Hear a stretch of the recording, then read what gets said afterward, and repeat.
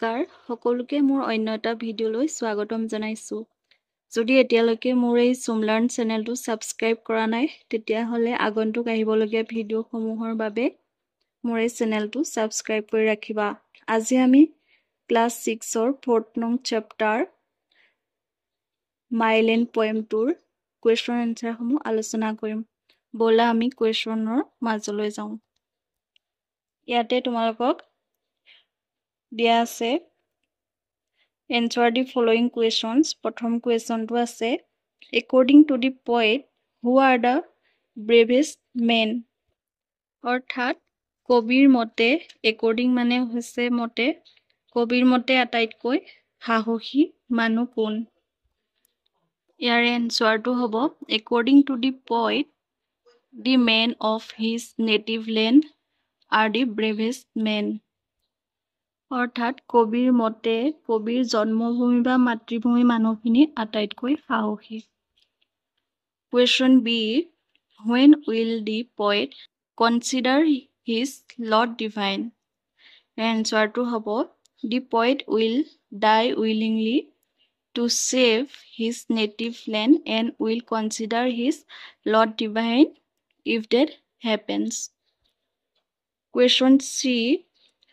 How do you know that the poet loves his country? অৰ্থাৎ আমি কেনেকৈ গম পাইছোঁ যে তেওঁ তেওঁৰ দেশখনক ভাল পায়? ইয়াৰ এনচাৰটো হ'ব The poet praises the land, the people, and express willingness to die for the country, which shows his love for his native land.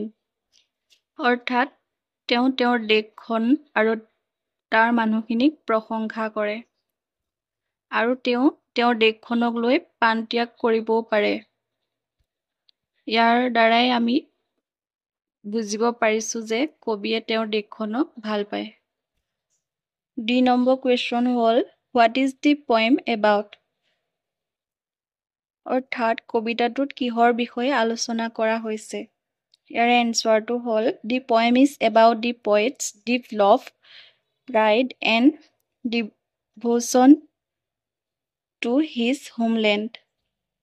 অৰ্থাৎ কবিৰ দেশখনৰ প্ৰতি থকা গভীৰ ভালপোৱা দেশপ্ৰেমৰ কথাকে কবিতাটোত আলোচনা কৰা হৈছে। এতিয়া আহোঁ আমি 2 নম্বৰ কুৱেশ্যনটোলৈ। ইয়াতে দিয়া আছে Write T for the correct statement and F for the incorrect statement in the box near each sentence. অৰ্থাৎ তলতে কেইটামান ষ্টেটমেণ্ট দিয়া আছে আৰু তাৰ এগেইনষ্টত কেইটামান বক্স দিয়া আছে। যিটো ষ্টেটমেণ্ট শুদ্ধ হয় তাৰ বিপৰীতে টি লিখিব কৈছে আৰু যিটো ষ্টেটমেণ্ট ভুল হয় তাৰ বিপৰীতে যিটো বক্স আছে তাত F লিখিব কৈছে। ইয়াৰে প্ৰথমটো দিয়া আছে The poet's native land is rich and rare.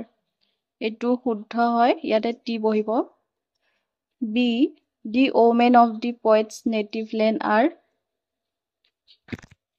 courageous. ইয়াত এইটো সম্পূৰ্ণ শুদ্ধ, ইয়াতে টি বহিব। C. The poet is in praise of the men and women of his native land. এইটো শুদ্ধ, ইয়াৰ এগেইনষ্টত টি বহিব। D. The poet will die to save his native and unwillingly. এইটো ভুল, গতিকে ইয়াত F বহিব। E. The poet does not love his native land. এইটো ভুল হয়, ইনকাৰেক্ট হয়, ইয়াৰ এগেইনষ্টত থকা যিটো ঘৰ তাতে F বহিব। 3 নম্বৰতে দিয়া আছে Read the following explanations of the 2 stanzas of the poem given below.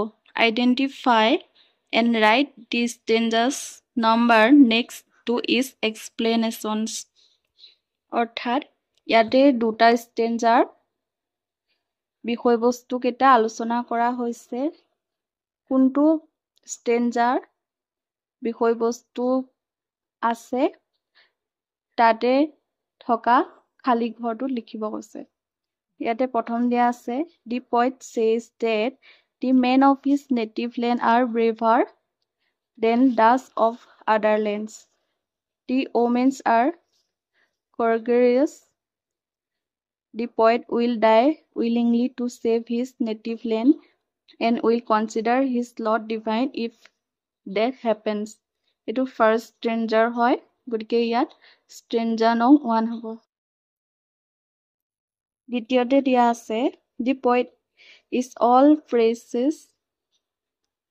praise for his native land he says that his native land is rich and rare fresh and fair dear and rare he takes pride in the uniqueness of his native land এটো second stranger হয় গতিকে ইয়াত 2 number stranger লিখিব লাগিব 4 নম্বৰতে দিয়া আছে write the rhyming words from the poem for the ones given below ইয়াতে কেইটামান শব্দ দিয়া আছে প্ৰতিটো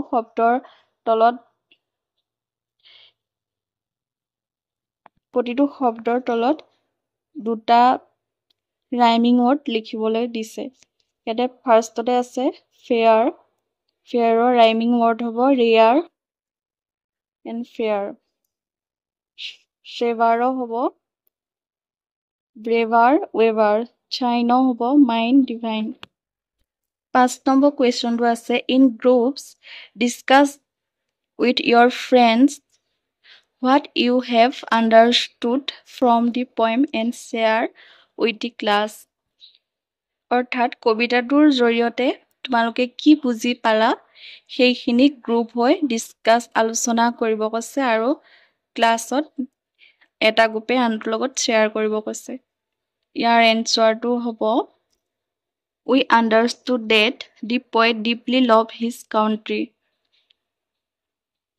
he praises its beauty bravery of its people and express his willingness of sacrifice his life for it the poem shows strong patriotism and pride in one's homeland অৰ্থাৎ আমি বুজি পালো যে কবিয়ে অতি গভীৰভাৱে তেওঁৰ দেশখনক ভাল পায় আৰু তেওঁৰ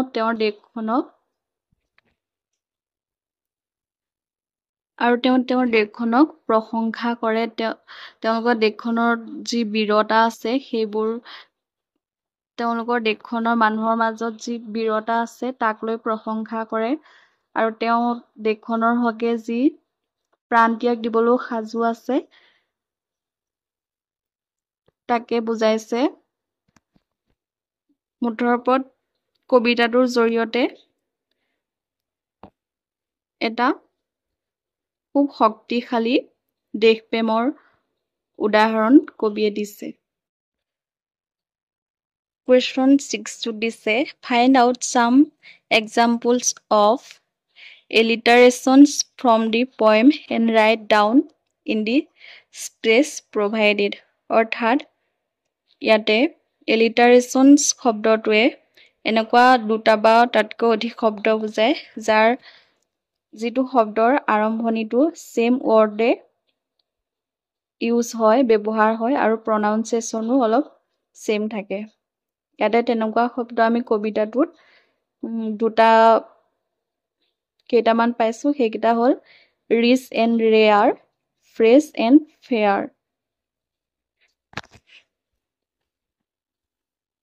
7 নম্বৰ কুৱেশ্যনটোত আছে the poet has used a few adjectives to describe his native land write the adjectives in the space provided অৰ্থাৎ তলত খালি ঠাই দিয়া আছে সেই খালি ঠাইখিনিত কবিয়ে যি adjective ব্যৱহাৰ কৰিছে অৰ্থাৎ সৰ্বনাম পদ সেইসমূহ পদ যিসমূহ বিশেষ্য পদৰ দুখ গুণ আদি বুজায় তেনেকুৱা শব্দ কেইটা হ'ল rich, rare, fresh, fair, and dare. Dear.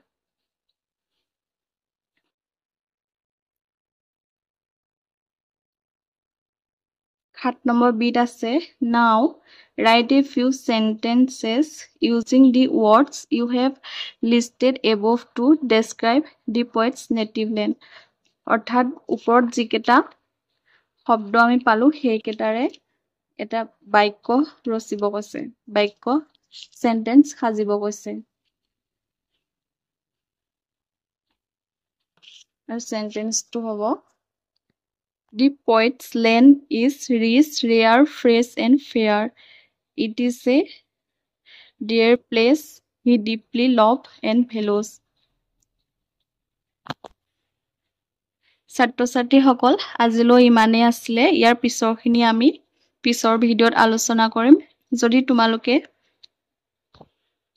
ভিডিঅ'টো ভাল পাইছা তেনেহ'লে প্লিজ চেনেলটো সাবস্ক্ৰাইব কৰিবা, লগতে বেল আইকনটো প্ৰেছ কৰিবা যাতে আমাৰ এই ভিডিঅ'সমূহ তোমালোকে লগে লগে পোৱা. ধন্যবাদ.